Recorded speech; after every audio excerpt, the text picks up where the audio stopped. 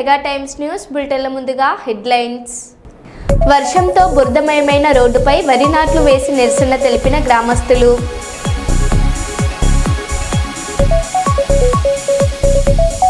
మల్దీవులతో స్వేచ్ఛ వాణిజ్యంపై చర్చలు ప్రధాని మోదీ.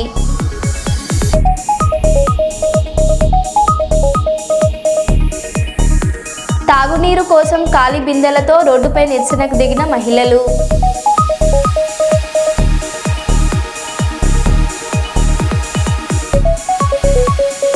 సుల్తానాబాద్ లయన్స్ క్లబ్ ఆధ్వర్యంలో రిటైర్డ్ ఆర్మీ సైనికులకు సన్మానం.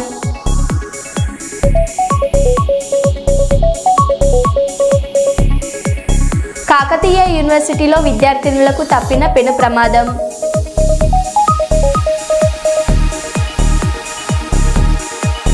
ఇక వివరాల్లోకి వెళ్తే 108 కుండంల గాయత్రి జ్ఞాన మహాయజ్ఞం 3 రోజుల పాటు కర్నూలులో జరగనుంది.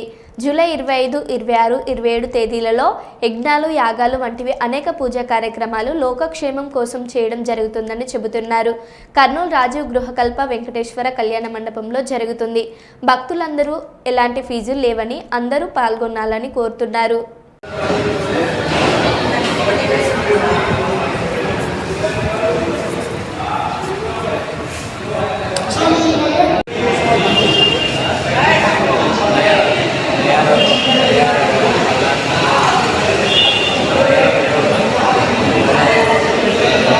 Thank you sir. అందులో మీకు ఏది మొత్తం నేను ఎంత చెప్పినా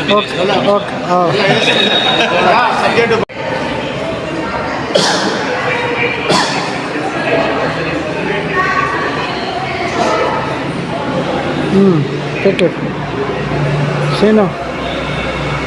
ఓకే పెట్టు. జ్ఞానగాయత్రి మహాయజ్ఞం జరుగుతుంది. ఈ యజ్ఞంలో కులమతాలకు అతీతంగా అందరూ పాల్గొనవచ్చు. ఎటువంటి రిజిస్ట్రేషన్లు అవసరం లేదు, డబ్బులు అవసరం లేదు. మీ కుటుంబ సమేతంగా వచ్చి మీరు పాల్గొనవచ్చు. ఇక్కడ గొప్ప విషయం ఏంటంటే పెద్ద పెద్ద యజ్ఞాలు చేస్తే మిమ్మల్ని కూర్చొనివ్వరు. ఎవరో అలాంటి ఋతుక్కులు చేస్తూ ఉంటారు. కానీ ఇక్కడ మీ దంపతులే కూర్చొని ఆ శుభాపాత్రలు పట్టుకొని మీరే యజ్ఞం చేస్తారు. అంతటి గొప్ప అంటే మా గురుదేవుల యొక్క లక్షణం, ఆయన లక్ష్యం ఏంటంటే బ్రాహ్మణత్వం అనేది కులానికి సంబంధించింది కాదు. అసలు మనకి కులాలు లేవు, 4 వర్ణాలే ఉన్నాయి. బ్రాహ్మణత్వం అనేది కులానికి సంబంధాల మంది మహిళలతో కలశయాత్ర ఉంది. ఈ మహాయజ్ఞము ఇక్కడ మన నయారా పెట్రోల్ బంక్ పక్కన మన కర్నూలులో బళ్ళారి రోడ్లో ఉన్న శ్రీ లక్ష్మీనారాయణ కళ్యాణ మండపంలో జరుగుతుంది. అమ్మ మొత్తం కర్నూలు వాసులు, తర్వాత కర్నూలు చుట్టుపక్కల గ్రామ ప్రజలందరికీ విజ్ఞప్తి, బళ్ళారి రోడ్లో నయారా పెట్రోల్ బంక్ పక్కన ఉన్న ఏదైతే ఈ లక్ష్మీనారాయణ కళ్యాణ మండపంలో ఈరోజు సాయంత్రం 6 గంటలకి కలశయాత్రతో పాటు గాయత్రి దీపం, ఈ ఆదివారాలు ఉదయం 8 గంటలకి 108 కుంటాల గాయత్రి మహాయజ్ఞాలు పూర్ణావతి ఉంది. అందరూ వచ్చి పాల్గొని గాయత్రి మాత కృపకు పాత్ర దైవస్వరూపులైన కర్నూలు జిల్లా పట్టణ పరిసర గ్రామ ప్రజలందరికీ కూడా శుభ ఆహ్వానం. అఖిల విశ్వ గాయత్రి పరివార్ గాయత్రి తీర్థ శాంతి గుంజ్ హరిద్వార్ మా ఆశ్రమము హిమాలయ ఋషులు ఎక్కడైతే తపస్సు చేశారో, విశ్వామిత్రుడు 5000 సంవత్సరాలు ఎక్కడైతే తపస్సు చేశారో, అలాగే సప్త ఋషుల కోసం గంగ 7 బయలుగా ఎక్కడైతే చెల్లిందో, ఒక్కొక్క ఋషి కోసం ఒక్కొక్క ఋషి అవసరం కోసం, అలాగే ఏ ఆశ్రమంలో అయితే 365 రోజులు నిత్యం 27 యజ్ఞకుండాలతో నిత్యం మహిళలే మంత్రాలు చదువుతూ యజ్ఞం చేస్తారో, ఎక్కడైతే 1926లో ఒక దీపం వెలిగించబడి 1 సెకండ్ కూడా ఆరకుండా 100 సంవత్సరాలు వరకు కూడా ఇప్పుడు 100 సంవత్సరాలు పూర్తి చేసుకుందో ఆ అఖండ దీపం ఉన్న ఆ దివ్య ఆశ్రమమే గాయత్రి తీర్థ్ శాంతి గుంజ్ హరిద్వార్లో ఉంది ఆశ్రమం. అక్కడి నుంచి పూజ్య గురుదేవులు, మా గురుదేవులు వేదమూర్తి తపోనిష్ట యుగద్రష్ట పండిత శ్రీరామ్ శర్మాచార్యులు వారు, ఆయన ఆవల్కేడ ఆగ్రా దగ్గర ఆవల్కేడ దగ్గర ఆయన జన్మ తీసుకొని ఆయన 8వ ఏట గాయత్రి మంత్రదీక్ష తీసుకొని పండిత మదన్మోహన్ మాలవ్య అవసరం లేదు, ఆటోమేటిక్గా సమాజం సంస్కరించబడుతుంది. అది చాలా గొప్పగా ఆయన చెప్పారు. ముందు మనం మారితేనే సమాజం మారుతుంది, మనం చక్కబడితే సమాజం చక్కబడుతుంది. ఇది గాయత్రి పరివార్ లక్ష్యం. దీంట్లో భాగంగానే దేశవ్యాప్తంగా ఇప్పుడు జ్యోతి కలశయాత్రలు జరుగుతున్నాయి. అదే మనం అజ్ఞానం నుంచి జ్ఞానం వైపుకు రావాలని, చీకటి నుంచి వెలుగు వైపుకి ఈ యజ్ఞాలు జరగడంలో ఒక ముఖ్య ఉద్దేశం ఏంటంటే కేవలం అందులో వచ్చి స్వాహ స్వాహని ఊరికి పూజలు చేయడమే కాదు, గ్రామాలు ప్రతి గ్రామము తిరుగుతున్నాము. ఆ గ్రామంలో తాగొద్దు, అలాగే వ్యసనాలు వద్దు, శరీరం దైవమందిరం లాంటి దాన్ని పాడు చేసుకోవద్దని చెప్తున్నాము. చెరువులు, బావులు, వాటర్ రిసోర్సెస్ ఇవన్నీ కాపాడుకోవాలని చెప్తున్నాము. అది కూడా యజ్ఞమే. అలాగే పర్యావరణం అంటే చెట్లు నాటుకోవాలి, పర్యావరణ సంశోధనార్థం.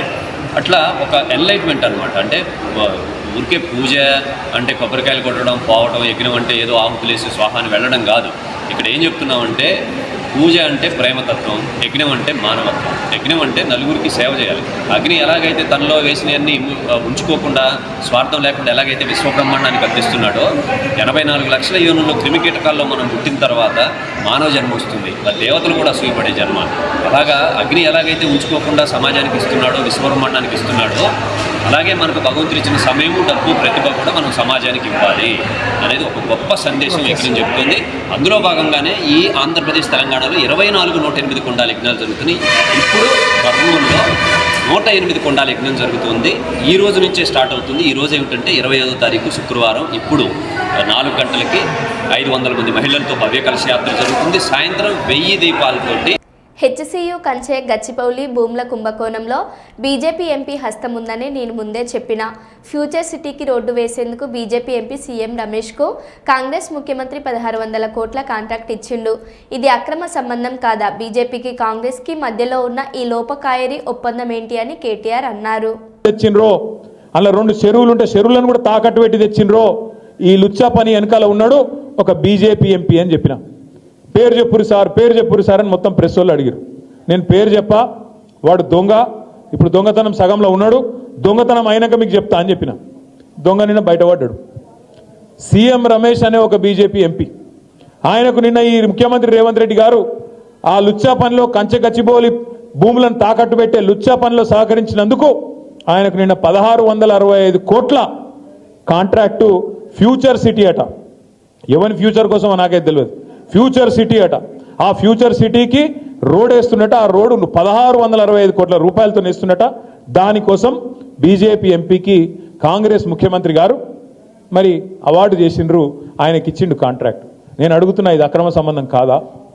కాంగ్రెస్ ప్రభుత్వంలో రాహుల్ గాంధీ గారు కళ్ళు మూసుకున్నావా, పండుకున్నావా? 1665 కోట్ల కాంట్రాక్టు ఒక బీజేపీ ఎంపీ, ఆంధ్ర ప్రాంతానికి సంబంధించిన ఎంపీకి వస్తుంటే నీవెందుకు స్పందిస్తలేవు? బీజేపీ ఎందుకు స్పందిస్తలేదు? మీ ఇద్దరి మధ్యన ఉన్న లోతైన అండర్స్టాండింగ్ ఏంది అని నేను అడుగుతున్నా.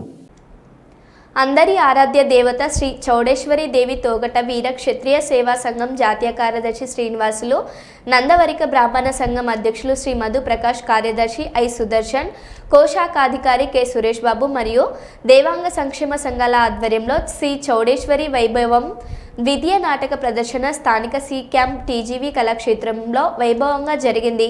కళాకారుల అత్యుత్తమ ప్రదర్శనతో అశాంతం ప్రేక్షకులు హృదయాలను ఆకట్టుకున్న చౌడేశ్వరి దేవి వైభవ నాటకం టీజీవీ కళాక్షేత్రంలో శుక్రవారం రాత్రి శ్రీ నందవరం చౌడేశ్వరి దేవి వైభవం పద్య నాటక ప్రదర్శన జరిగింది. ఇందులో అమ్మవారి పుట్టు పూర్వోత్తరాలతో పాటు ఆమె మహిమలు, ఆరాధన తీరును ప్రొద్దుటూరు చౌడేశ్వరి ఆర్టిస్ట్ కళాకారులు పాములేటి దర్శకత్వంలో అద్భుతంగా ప్రదర్శించారు.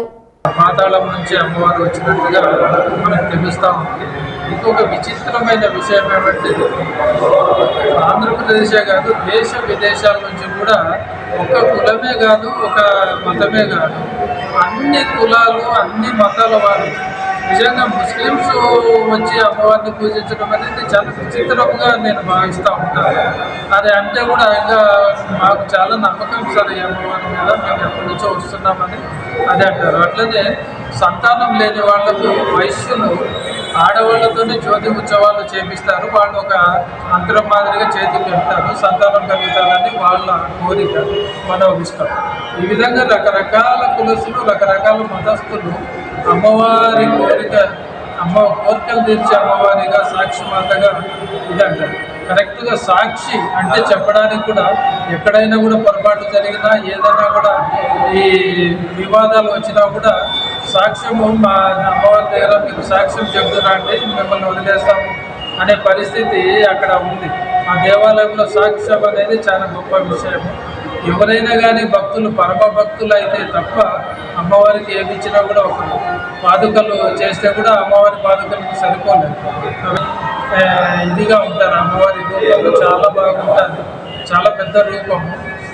గర్భగుడి అంతా కూడా కనిపిస్తూ ఉంటుంది. ఒకసారి అమ్మవారిని చూస్తే అమ్మవారు చూస్తే జీవితంలో వాళ్ళ మర్చిపోలేని పరిస్థితి ఉంది అని వాళ్ళు చెప్తే వాళ్ళు చాలా ఆశ్చర్యపడతారు. నేను అన్ని ఎంతో గౌరవప్రదంగా ప్రసిద్ధిగాంచిన ఈ దేవాలయాన్ని మీరు పత్రికా ముఖంగా, మీడియా ముఖంగా, ప్రెస్ ముఖంగా, ఎలక్ట్రానిక్ మీడియా ముఖంగా ఈ దేవాలయాన్ని మీరు బాగా ప్రజల్లోకి తీసుకురావాలని మిమ్మల్ని అందరినీ కూడా కోరుతారు. ఈ పేరు చిత్రా శ్రీనివాసులు, ఒకటవ క్షత్రియ, జాతీయ ప్రధాన నందవరిక బ్రాహ్మణ సంఘం కార్యదర్శిని. నేను దాదాపు 15 ఏళ్ళుగా నేను నందవరిక బ్రాహ్మణ సంఘానికి కార్యదర్శిగా, జాయింట్ సెక్రటరీగా వర్క్ చేస్తున్నాను. ఈరోజు ముఖ్యంగా ఏమంటే తొగట వీర క్షత్రియులు, దేవాంగులు, నందవరిక బ్రాహ్మణ సంఘ సభ్యులు ఈ ముగ్గురే ఒక ఏకతాటిపై తీసుకురావడం అనేది శ్రీనివాసులు నిజంగా చాలా కృషి చేసినారు. నిజంగా ఆయనకు చాలా అభినందనీయము. నేను ఇదే విధంగా రేపు పొద్దున, ఎందుకంటే ఈ నందవరిక అమ్మవారు, శ్రీ చౌడేశ్వరి అమ్మవారు రాకకు ఈ 3 కులాలు సంఘాలు కూడా రాకకు ఆమె కారణము. కాశీ నుంచి ఆమె ఎందుకు వచ్చింది ఏంటనేది ఇప్పుడు మనము ఈ నాటకం చూస్తే మనకు అర్థమవుతుంది. ఎంతసేపు ఉన్నా మనం ఈ కురుక్షేత్రము, పంచభాగాలు, చింతామణి ఇవన్నీ చూసాం, కానీ అమ్మవారి నాటకం అనేది ఫస్ట్ టైం ఇది మనం చూడడం.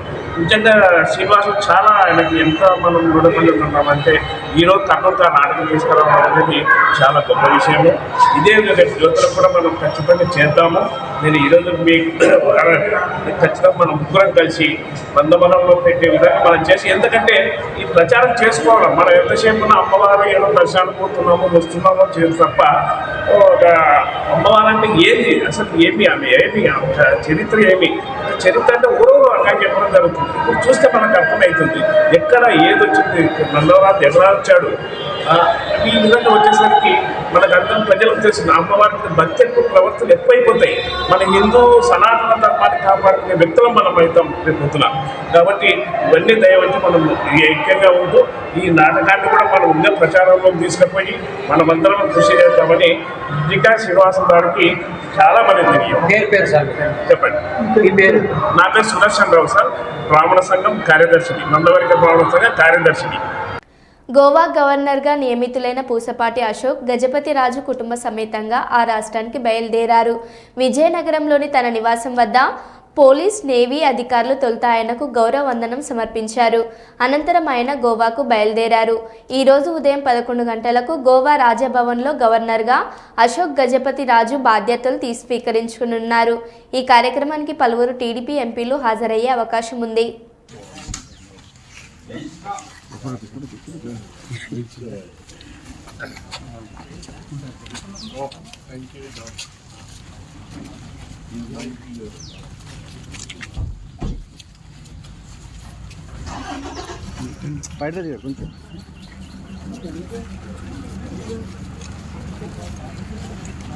బయటరాజు గారు చేతులు పట్టుకండి.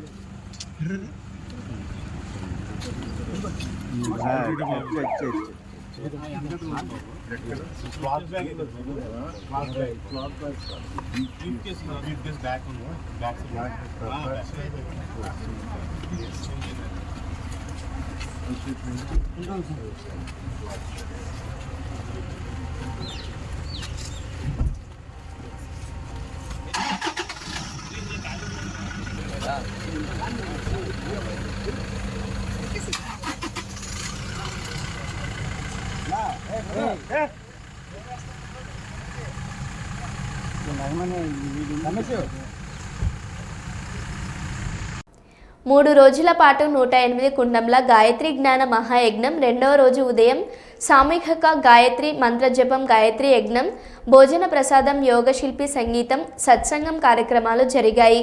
27వ తేదీన ఆదివారం రోజున ఉదయం సామూహిక గాయత్రి మంత్రజపం, మధ్యాహ్నం గాయత్రి యజ్ఞం, పూర్ణహుతి అనంతరం భోజన ప్రసాదం. భారతీయ సాంప్రదాయ వస్త్రములలో సాంప్రదాయ వస్త్రములతో పాల్గొనాలని కోరారు.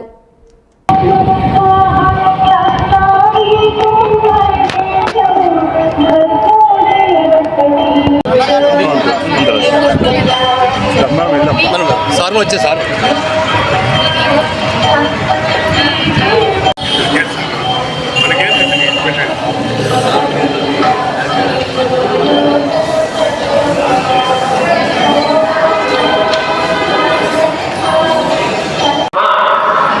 తెలుగులోనే చెప్తున్నా తల్లి.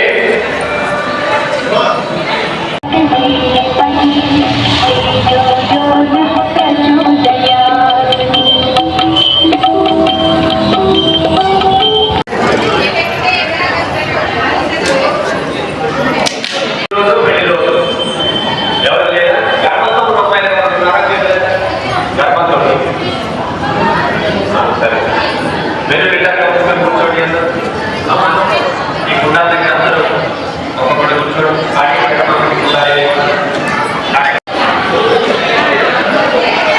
సరే ఇప్పుడు అగ్గిపెట్టు తీసుకోండి.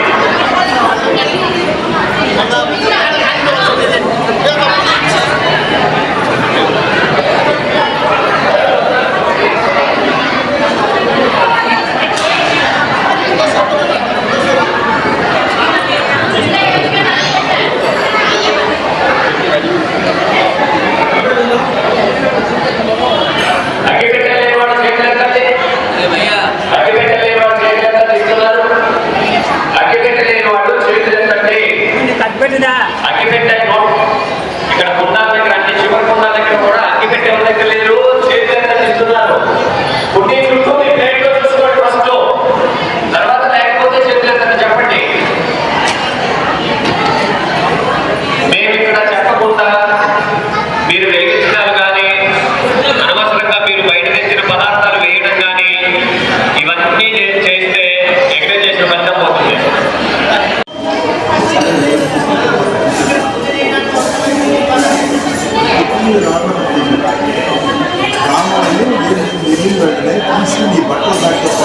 కలిసి నడవడం దగ్గర ఉంటే మీ దగ్గర ఉండే చుట్టూ 10 మంది కూర్చున్న ఒకటే ప్లేట్ ఉంటుంది. ఆ ఎదురుగా ఉన్నవాళ్ళు ఒక్కడు అగ్ని వెలిగించడం కానీ లేకపోతే ఇంకోటి ఏదైనా నెయ్యి వేయడం కానీ చేస్తే మీరు అందరూ 10 మంది ఒకటి చేయి ఒకటి పట్టుకొని సహకరించాలి. వాళ్ళు చేసుకుంటుండడం వాళ్ళు చేస్తుండడంతో పాటు మీరు కూడా చేస్తున్నట్టే. ఒక్కడే డ్రైవర్ ఉంటాడు, మన మంది కదా. అలాగే చేసే ఒకటైనా మీరు అందరూ ఒకటి చేయి ఒకటి పట్టుకొని సహకరించాలి. అక్షంతలు పుష్పాలు తీసుకోమన్నప్పుడు 2 అక్షంతలు 2 పుష్పాలు తీసుకోండి చాలు, ఇది అవసరం లేదు. తర్వాత మీ ప్లేట్లో అమర్పడి మూలికలు 33 రకాల మూలికలు వేసారు. చాలా ఎక్కువ వేసారు మీ దగ్గర. అదంతా ఉందని ఎక్కడ కూడా మోసేయండి. అంటే రేపు కూడా ఎక్కువ ఉంది. కొంచెం స్వాహాన్ని చిటికెడ తీసుకుని చాలు, గుప్పెడు తీసుకుని ఎక్కువ పుణ్యం వస్తుంది. చిటికెడ తీసుకుని వేయండి చాలు, ఎక్కువైనా పట్టి పడిపోయి కొంచెం కొంచెం వేయండి. తర్వాత ఇక్కడ ఏం చెప్తున్నామో అది విధి చేయండి దయచేసి, అది విధి చేయండి. మీ భర్తని కుడివైపు మీరు కూర్చోవాలి, చెప్పండి ఎవరైనా వచ్చి కూర్చుంటే. తర్వాత ఎవరైనా ధర్మపత్ని కానీ లేకపోతే ఎవరైనా వెళ్ళిపోయినా వీలుగా కూడా కూర్చొని చేయడం. ఈరోజు పుట్టిన రోజులు పెళ్లి రోజులు ఎవరైనా ఉన్నాయా? పుట్టిన రోజు పెళ్లి రోజు ఈరోజు ఇక్కడికి వచ్చిన వాళ్ళు ఎప్పుడైతే అగ్గిపెట్టె తీసి వెలిగించమని చెప్తామో అప్పుడే వెలిగించండి. మీ సొంతగా ఏం చేయొద్దు. ఇక్కడ నుంచి ప్రతి ఒక్కటి మీకు క్లియర్గా చెప్తాం, దయచేసి వినండి. మీ పక్క వాళ్ళు ఎవరైనా అలా చేయకపోతే చెప్పండి, కాదు అందరి ద్వారా ఏం చేసి చెప్తారు, ఇది చేయకపోతే చెప్పండి. అలాగే ఒకసారి అందరూ నిశ్శబ్దంగా ఉండాలి. ఆదిలాబాద్లో చోరీ ఘటన కలకలం రేపింది.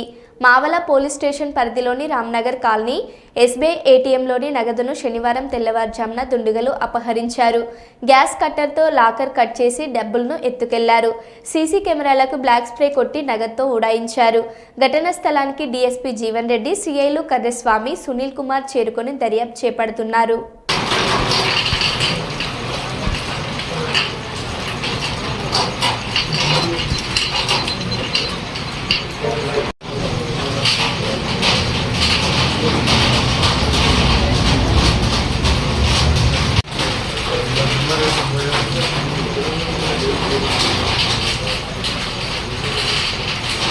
उसको भी मारा देखो, उसमें भी वो कर दिया। पॉवरफुल वेल्डिंग मशीन है तो पार्टी पे पुलिस वाला చోరీలకు పాల్పడుతున్న అంతరాష్ట్ర దొంగల ముఠాను పోలీసులు అరెస్ట్ చేశారు. శుక్రవారం హలియా సర్కిల్ కార్యాలయంలో ఎస్పీ శరత్ చంద్ర పవార్ మీడియాకు తెలిపిన వివరాల ప్రకారం చోరీలకు పాల్పడుతున్న 9 మందిని అరెస్ట్ చేసి 25 లక్షల రూపాయల విలువ చేసే 20 బైకులు, 5 సెల్ ఫోన్లు, 2 తులాల బంగారం రికవరీ చేసి రిమాండ్కు పంపినట్లు ఎస్పీ తెలిపారు. ఈ మీడియా సమావేశంలో డీఎస్పీ సిఐ ఎస్ఐ పాల్గొన్నారు. మన హాలియా సర్కిల్కి సంబంధించి 20 కేసుల దాకా మనకి బైక్ థెఫ్ట్స్ అన్నీ కూడా రిజిస్టర్ అవ్వడం జరిగింది. వీళ్ళ దగ్గర నుంచి మనము 20 బైక్స్ రికవర్ చేయడం జరిగింది. త్రిపురారంకి సంబంధించి 12 కేసులలో 10 బైకులు, హాలియాలో 8 కేసులకి 10 బైకులు మనం రికవర్ చేసినాం.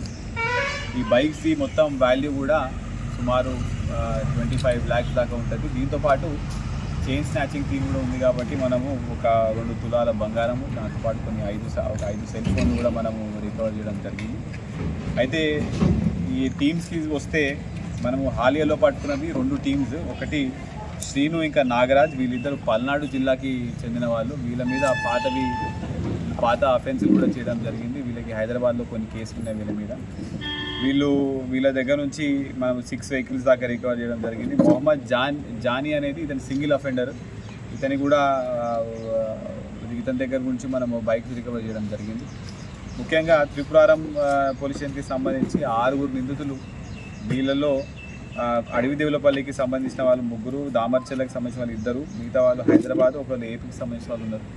వీళ్ళు కూడా చాలా వరకు జల్సాలకి అలవాటు పడి కొంతవరకు డబ్బులు ఖర్చుకి ఇట్లాంటివన్నీ అఫెన్సులు చేస్తున్నారు. సో ఈ 3 కూడా మోడస్ ఆపరెండి ఏంటంటే, ఈ త్రిపురారంకి సంబంధించిన టీం వాళ్ళు మనకి ఓపెన్గా పార్క్ చేసి ఉన్న వెహికల్స్ రాత్రిపూట వెళ్ళి వాటిని లాక్ బ్రేక్ చేసి వెహికల్స్ తీసుకొని వెళ్ళిన తర్వాత దారిలో మళ్ళీ ఏదైనా స్నాచింగ్ లాంటివి కూడా చేయడం ఉన్నది. ఒక స్నాచింగ్ కేసు కూడా వీళ్ళు చేసినారు. ఇది మనకి ఎర్రగొండలపాలెం ప్రకాశం డిస్ట్రిక్ట్లో ఒక 2 తులా స్నాచింగ్ చేసినారు. ఆ స్నాచింగ్కి సంబంధించిన మన మెటీరియల్ కూడా మనం రికవర్ చేయడం జరిగింది. అండ్ మిగతా మన హాలియాకి సంబంధించిన టీంలో వీళ్ళు కూడా బస్ స్టాండ్స్ దగ్గర ఉన్న వెహికల్స్, లేకపోతే ఏదైనా ఎక్స్పెన్సివ్ కొత్త వెహికల్స్ ఉంటే వాటిని లాక్ బ్రేక్ చేయడమా, లేకపోతే ఇంటికెళ్ళి ప్లగ్తో స్టార్ట్ చేయడమా, ఇట్లాంటివన్నీ చేసి వెహికల్స్ అన్నీ కూడా వాళ్ళు దొంగతనం చేయడం జరిగింది. ఇప్పుడు వీళ్ళందరినీ కూడా మేము ఇప్పుడు జ్యుడిషియల్ రిమాండ్కి పంపుతున్నాం. పంపిన తర్వాత మళ్ళీ పోలీస్ కస్టడీ చేసిన తర్వాత ఇంకా ఏమైనా అఫెన్సెస్ ఉన్నాయా, ఇంకేమైనా ప్రాపర్టీ అఫెన్స్లు ఏమైనా చేసినా కూడా మనం వర్కౌట్ చేయడం జరుగుతుంది. అదేవిధంగా వీళ్ళందరి మీద మనము రిపీటెడ్గా ఎన్ని కేసులు ఉన్నాయి కాబట్టి గ్యాంగ్ ఫైల్స్ ఓపెన్ చేయడము, లేకపోతే పీడీ యాక్ట్ పెట్టడం కూడా మనం వర్కౌట్ చేస్తున్నాం. అయితే నల్గొండ జిల్లా హాలియా మండలంలో కూడా దొంగతనాలకు సంబంధించి స్పెషల్గా ఫోకస్ పెడుతున్నాం. ఇక్కడ కూడా దొంగతనాలు కాకుండా కూడా మనం చర్యలు తీసుకుంటాము. అయిన తర్వాత కూడా ఒకవేళ అయితే కూడా ఎమ్మటే పట్టుకునే విధంగా కూడా స్పెషల్గా టీమ్స్ ఫామ్ చేసి వర్కౌట్ చేయడం జరుగుతుంది. ఎంటైర్ ఆపరేషన్ కూడా మన సిఐ హాలియా గారు, మన త్రిపురారం ఎస్ఐ గారు అండ్ ఎస్ఐ హాలియా గారు కూడా ప్రత్యేక చొరవతో ఇది చేయడం జరిగింది. So my hearty congratulations and DSP. భారత న్యాయవాదుల సంఘం ఐఏఎల్ రాష్ట్ర కమిటీ పిలుపు మేరకు కర్నూలు బార్ అసోసియేషన్ దగ్గర న్యాయవాదుల నిరసన వ్యక్తం తెలియజేశారు. న్యాయవాదులు మరి మా అధ్యక్షులు గారికి, కార్యదర్శి గారికి పేరు పేరున ప్రత్యేక ధన్యవాదాలు. నేను ఇక్కడ 10 నిమిషాలు ఉన్నట్ట బాగా ఓర్పుతో విని మరి దేశానికి కావాల్సినటువంటి న్యాయవాదం చేస్తాను.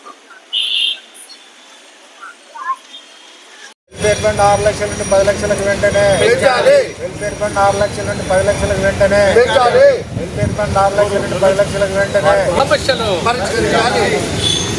ప్రభుత్వం మ్యాచింగ్ 6 లక్షల నుండి 10 లక్షలకు వెంటనే మ్యాచింగ్ అండ్ బార్ కౌన్సిల్ 6 లక్షల నుండి 10 లక్షలకు వెంటనే 10 లక్షలకు వెంటనే మ్యాచింగ్ అండ్ 6 లక్షల నుండి 10 లక్షలకు వెంటనే మ్యాచింగ్ అండ్ 6 లక్షల నుండి 10 లక్షలకు వెంటనే న్యాయవాదుల ఐక్యత న్యాయవాదులు యాజ్ ఎర్లీ యాజ్ పాసిబుల్ ఏదైతే న్యాయవాదులు కోరుతున్నారో వారి యొక్క జెన్యూన్ డిమాండ్ ని త్వరగా పరిష్కారం చేసి రాష్ట్ర బార్ కౌన్సిల్కి రాష్ట్ర ప్రభుత్వం ఇస్తానన్నటువంటి మ్యాచింగ్ గ్రాంట్ ఒకటి ఇస్తే న్యాయవాదులకు ఇచ్చేటువంటి బెనిఫిట్స్ పెంచడానికి అవకాశం ఉంటుంది. న్యాయవాదులు ఏదైతే డిమాండ్ చేస్తూ ఉన్నారో న్యాయవాదులు చనిపోతే పెంచాలని చెప్పేసి కానీ, న్యాయవాదులకు ఏదన్నా ఇల్ హెల్త్ అవుతే దానికి కావాల్సిన ఇన్సూరెన్స్ స్కీములు కానీ ఇటువంటివన్నిటికీ ఉపయోగించడానికి గవర్నమెంట్ ఒక సహాయ సహకారాలు కావాలా. ఇప్పుడు ఏదైతే మేము బార్ కౌన్సిల్ ద్వారా రన్ చేస్తున్నామో అది న్యాయవాదులు వాళ్ళ యొక్క ఫండ్ ద్వారా న్యాయవాదులు సొంతంగా జరుపుకుంటున్నటువంటి వెల్ఫేర్ యాక్టివిటీస్. వీటిని పెంచాలంటే గవర్నమెంట్ నుంచి సహాయ సహకారాలు అందకపోతే పెంచడానికి అవకాశం చాలా తక్కువ ఉంటుంది. ఏదైతే జెన్యూన్ డిమాండ్ మేము కోరుతున్నామో చాలా కాలంగా ఉమ్మడి రాష్ట్రం నుంచి ఈ సమస్యలు పరిష్కారం కావడం లేదు. ఈ మ్యాచింగ్ గ్రాంట్ ఏదైతే అనౌన్స్ చేసినారో గవర్నమెంట్ అది కూడా త్వరగా రిలీజ్ చేయాలా. రిలీజ్ చేస్తే న్యాయవాదుల సమస్యలు పరిష్కారం అవుతాయి. అదేవిధంగా గవర్నమెంట్ దృష్టికి మేము అందరు తీసుకుపోయేది ముందు న్యాయవాదుల ప్రొటెక్షన్ బిల్ ఏదైతే ఉందో దాన్ని త్వరగా ఇంప్లిమెంట్ చేయాలా. న్యాయవాదుల సమంజసమైన డిమాండ్స్ మీరు త్వరగా పరిష్కరిస్తారని ఆశిస్తున్నాం. ఓకే, అన్నకు ధన్యవాదాలు. కానీ హెల్త్ కానీ వెల్ఫేర్ ఫండ్ కానీ ప్రొటెక్షన్ యాక్ట్ కానీ చేస్తే న్యాయవాదులు ఇచ్చినటువంటి విన్నపం పైన bar council general body resolution pass చేసి ఇటీవల 10 లక్షలు పెంచారు. అయ్యా, మేము అడిగేది ఈ భారతదేశంలో బార్ కౌన్సిల్ ఆఫ్ ఇండియా రాజ్యాంగ ప్రకారం ఉన్నప్పటికీ పక్క రాష్ట్రంలో బార్ కౌన్సిల్ ఒక తీరు ఉంది, ఇంకో పక్క రాష్ట్రంలో ఒక తీరు ఉంది. ఈ విధంగా వ్యత్యాసం ఉంది కాబట్టి ఐఏఎల్ అన్ని గమనించి వివిధ బార్ అసోసియేషన్ల ఐఏఎల్ యొక్క విన్నపాలు స్వీకరించి ఈ రోజు నిరసన కార్యక్రమం చేపట్టడం జరిగాం. కాబట్టి మా అభ్యర్థన ఏంటంటే తెలంగాణ బార్ కౌన్సిల్ ఇటీవల చేసినటువంటి న్యాయవాదుల అభివృద్ధి కోసం సంక్షేమ పథకాలు, ప్రొటెక్షన్ యాక్ట్ కానీ, వెల్ఫేర్ ఫండ్ కానీ, అలాగే హెల్త్ కార్డు కానీ ఏ ఒక్క అంశాలు కూడా తెలంగాణ బార్ కౌన్సిల్ ఏ విధంగా చేసిందో ఆంధ్రప్రదేశ్ బార్ కౌన్సిల్ చేయాలనేది మా విజ్ఞప్తి. ఇటీవల నూతనంగా ఏర్పడినటువంటి గవర్నమెంట్ మ్యాచింగ్ గ్రాంట్ సుమారుగా 29 కుటుంబాలకు ఇటీవల ఒక 3 నెలల కింద ప్రకటించడం జరిగింది. అదే విధంగా రాబోయే కాలంలో ఆంధ్రప్రదేశ్ బార్ కౌన్సిల్లో ఏ న్యాయవాది చనిపోయినా కూడా తక్షణమే మ్యాచింగ్ గ్రాంట్ ఇస్తూ మాకిచ్చే వెల్ఫేర్ ఫండ్ లో 2 కలిపి మొత్తం అతిపెద్ద మొత్తంలో న్యాయవాది నామినీ కుటుంబం చేయాలనేదే ఐఏఎల్ ప్రధానంగా. రాబోయే కాలంలో ఈ దేశంలో ఏ ప్రజాప్రతినిధికైనా న్యాయవాదులు ముందు ఉండి రాష్ట్ర బార్ కౌన్సిల్ ఆధ్వర్యంలో కానీ, రాష్ట్ర బార్ అసోసియేషన్లు కానీ ఒక దేశానికి రక్షణ కవచంగా పనిచేస్తా ఉంటే మరి న్యాయ వ్యవస్థలో న్యాయవాదులకు కావాల్సినటువంటి వాళ్ళ యొక్క ఒత్తిడిని అధిగమించాలంటే వాళ్ళ యొక్క సంక్షేమ పథకం వైపు ప్రతి ఒక్క రాష్ట్ర ప్రభుత్వం చొరవ చూపించుకొని రాబోయే కాలంలో మరి ముందు ఉండాలా. న్యాయ వ్యవస్థలో న్యాయవాదుల పట్ల చొరవ చూపి దాన్ని ప్రత్యేక ఒక సిఫారసు కమిటీ ద్వారా న్యాయవాదులకు ఏదైతే అది కొదవ ఉందో అది తక్షణమే పూర్తి చేయాలని IAL Indian association of lawyers Kurnool ప్రత్యేక డిమాండ్ చేస్తున్నాం. నా పేరు బిఎస్ రవికాంత్ ప్రసాద్, ఐఏఎస్ జిల్లా ప్రధాన కార్యదర్శి కర్నూలు. మరో బులెటిన్లో మళ్ళీ కలుద్దాం. Stay tune.